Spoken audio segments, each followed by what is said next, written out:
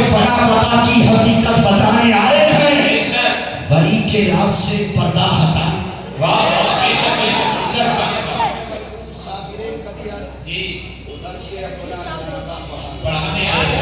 حضرات سرکار صاحب پاک پر بولو تو بہت وقت چاہیے، لیکن حضرات گرامی موضوع یہی ہے، اس لیے کہ اسی کے تحت بولا جائے۔ انشاءاللہ کبھی آؤں گا تو حضرات سرکار صاحب پاک کے تعلق سے سناؤں گا۔ آئیے کون اور سے آدم ہے رب کعبہ کی قسم و غوث حضرات گرامی کہ جو جیلان میں پیدا ہوتے ہیں، جن کی بلا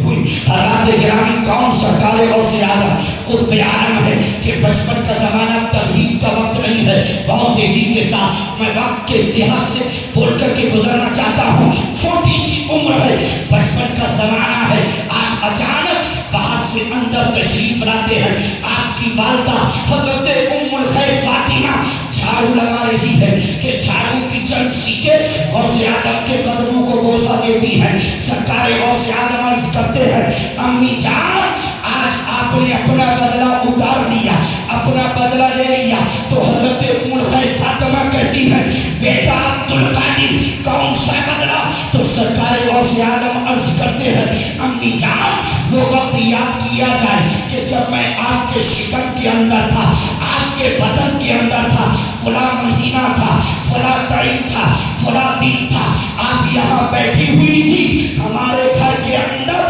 جو یہ انگور کا درخت ہے، اس انگور کے درخت پر انگور کا خوشہ لگا ہوا تھا۔ آپ کی نظر جیسے ہی انگور کے خوشے پر گئی، آپ کا دل چاہا کہ انگور کا خوشہ توڑ کر کے تناول کر لیا جائے۔ آپ نے اٹھنے کا قصد کیا، میں نے آپ کے بدن کے اندر حرکت کو پیدا کیا، آپ رک گئی۔ آپ نے 3 مرتبہ ارادہ کیا کہ اٹھ کر کے انگور کے درخت سے انگور کے خوشے کو توڑ لیا جائے، لیکن میں نے 3 مرتبہ روک دیا۔ تو حضرت ام الخیر فاطمہ کہتی ہے، بیٹا عبدالقادر جگہ ہماری، گھر ہمارا، درخت ہمارا، انگور کا خوشہ ہمارا، بیٹا عبدالقادر۔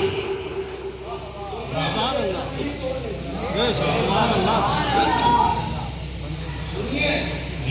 پیران پیر فرماتے ہیں، امی جان ظاہری طور پر اگرچہ میں آپ کے شکم کے اندر تھا، باطنی طور پر ظاہری طور پر موجود نہیں تھا، بلکہ میں آپ کے بدن میں تھا، آپ کے شکم میں تھا، لیکن میں آپ کے شکم میں رہ کر کے دیکھ رہا تھا کہ انگور کے درخت پر جو انگور کا خوشہ لگا ہوا تھا، جس خوشے کو آپ توڑنا چاہتی تھی، میں آپ کے بدن میں رہ کر دیکھ رہا تھا کہ اس انگور کے خوشے پر ایک زہریلا بچھو بیٹھا ہوا تھا۔ امی جان اگر آپ ہاتھ کو بڑھا کر کے اس انگور کے خوشے کو توڑتی تو ہو سکتا تھا کہ وہ بچھو آپ کو تکلیف دے دیتا، اور عبدالقادر اپنی والدہ کو تکلیف میں دیکھنے نہیں آیا ہے، بلکہ اپنی امی کی برکت سے نانا کی امت کو تکلیف سے نکالنے آیا ہے۔ اللہ سبحانہ اللہ، نعرہ تکبیر، نعرہ رسالت، مسلک اعلیٰ حضرت، جشن غوث الورا، فیضان غوث اعظم سید سلیم میاں سالم قبلہ، نعرہ تکبیر۔ بہت تیزی کے ساتھ، اس لیے کہ وقت بہت کم ہے، کون پیرانے پیر ہیں؟ حضرات آپ نے اپنے بیٹے حضرت عبدالوہاب کو حکم فرمایا، بیٹا اعلان کرتے جانا، جو آئے اس کو آگاہ کرتے رہنا کہ اب کے حج کے ایام میں ہم بغداد میں نہیں رہیں گے، بلکہ ان دنوں ہم مکہ المکرمہ اور مدینہ المنورہ میں رہیں۔ جو آتا اسی کو آگاہ کرتے۔ حضرات جب حج کا وقت آیا، پیران پیر چلے تو آپ کی قیادت میں، آپ کی سرپرستی میں 1-2 نہیں، حضرات گرامی تقریباً حضرات گرامی 30,000 کا مجمع آپ کی سرپرستی میں ہے، آپ چل رہے ہیں، آپ کی قیادت میں تقریباً کم و بیش 30,000 لوگ ہیں، جس میں حفاظ بھی ہیں، قراء بھی ہیں، علماء بھی ہیں، مفتیان کرام بھی ہیں، عوام بھی ہے۔ آپ لے کر کے چل رہے ہیں، رات جاتی ہے تو دن آتا ہے، دن جاتا ہے تو رات آتی ہے، چلتے چلتے چلتے چلتے جب شام کے بعد ایک بستی کے قریب پہنچے تو پیرانی پیر نے روزہ افطار کیا، نماز مغرب کو پڑھایا اور اپنے بیٹے عبدالوہاب سے فرمایا، بیٹا عبدالوہاب ابھی نماز عشاء کے بعد جب لوگ سو جائیں تو اس بستی میں اتر جانا اور اس بستی میں تلاش کرنا کہ جو سب سے بڑا غریب ہوگا وقت کا غوث آدم آج کی رات اسی کے گھر کا مہمان ہوگا۔ رات میں لوگ سو جائیں گے تو میں کیسے معلوم کروں گا، کس کس کو جگاؤں گا؟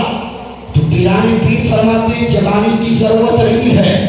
بستی میں اتر کر صرف ان لوگوں کے گھروں پر نظر ڈالنا جس کے گھر کی چھت سلامت نہ ہو، دروازہ سلامت نہ ہو، دیواریں سلامت نہ ہو، سمجھ لینا کہ یہ اس بستی کا سب سے بڑا غریب ہے۔ عزیزان ملت اسلامیہ، جیسے ہی نماز عشاء کے بعد لوگ اپنے اپنے بستروں میں جا کر کے گھروں میں محو خواب ہوتے ہیں کہ ادھر سے حضرت شاہ عبدالوہاب چلتے ہیں، اور جیسے ہی بستی میں قدم رکھا ایک گھر کو دیکھا، آگے بڑھے دوسرے پر نظر ڈالی تو کیا دیکھتے ہیں کہ اس کا دروازہ سلامت، اس کی دیواریں سلامت، اس کی چھت سلامت۔ آگے بڑھتے چلے جا رہے ہیں، دیکھتے دیکھتے جب آگے بڑھے تو کیا دیکھا کہ ایک شخص ہے جو عمر دراز ہے، اس کے گھر پہ نہ چھت ہے، نہ دیواریں ہیں، نہ دروازہ ہے، بلکہ گھڑے کی شکل میں اپنی چند بیٹیوں کو لے کر کے بیٹھا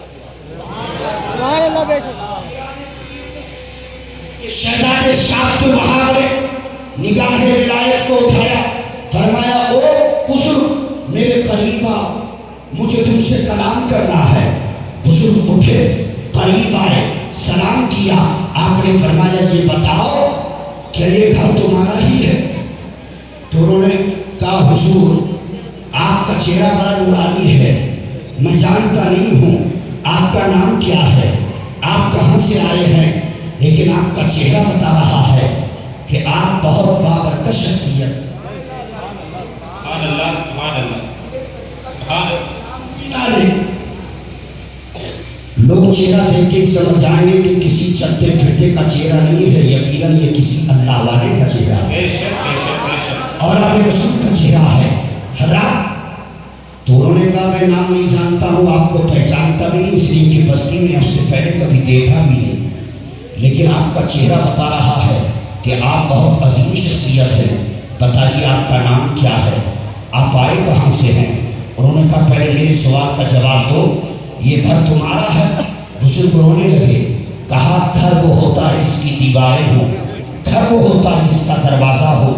گھر وہ ہوتا ہے سر چھپانے کے لیے جس کی چھت ہو، اور جس کی چھت نہ ہو، دیواریں نہ ہو، دروازہ نہ ہو، وہ گھر کیا ہوگا؟ یہ گڑھے کی شکل میں ایک غریب آدمی ہوں، میرے سر چھپانے کے لیے چھت بھی نہیں، دیواریں اور دروازہ بھی نہیں ہے۔ کہا تمہارا مشغلہ کیا ہے؟ کہا میرے پاس صرف بیٹیاں ہی بیٹیاں ہیں، کوئی بیٹا نہیں ہے۔ مشغلہ یہ ہے کہ میں جنگل جاتا ہوں، لکڑیوں کو چنتا ہوں، اکٹھا کر کے طاقت کے مطابق ان کا گٹھر بنا کر اپنے سر پر رکھ کر اس بستی کے چوراہے پر آ کر کے اعلان کرتا ہوں، ہے کوئی شخص جو مجھ غریب سے لکڑیوں کو خرید لے تاکہ میرے گھر کا چولہا جل جائے؟ اگر کوئی خریدتا ہے تو میرے گھر کا چولہا جل جاتا ہے، نہیں خریدتا ہے تو گھر کا چولہا نہیں جلتا ہے۔ 3 دن سے مجھے بخار نے پکڑ لیا ہے، اس لیے میں جنگل نہیں جا پایا ہوں،